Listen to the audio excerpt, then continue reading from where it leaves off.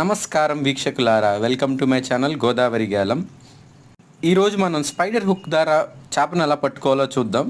Basically నేను ఇక్కడ spider hook చిన్న ముళ్ళు తీసుకున్నాను. దానికి కింద వెయిట్ పెట్టి నా స్టిక్కి దాన్ని అటాచ్ చేసి రీల్కి అటాచ్ చేశాను.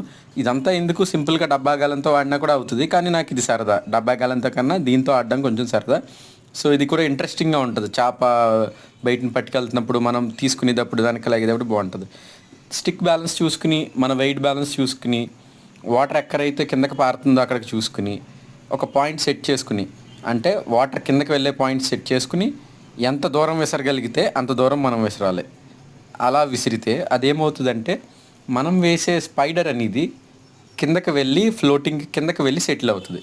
అది కిందకి వెళ్ళి సెటిల్ అయిన తర్వాత మన పిండి ఏదైతే ఉందో దాన్ని తినడానికి చేప అయితే వస్తుంది. వన్స్ అది నోట్లో తినగానే మనకున్న రాడ్ కదలడం అవుతుంది, అప్పుడు స్ట్రైక్ చేసుకోవచ్చు. లేదా ఇన్ కేస్ కొంచెం పెద్ద చేపలు అయితే దాన్ని పట్టుకుపోవడానికి ట్రై చేస్తాయి, అప్పుడు కూడా స్ట్రైక్ చేసుకోవచ్చు.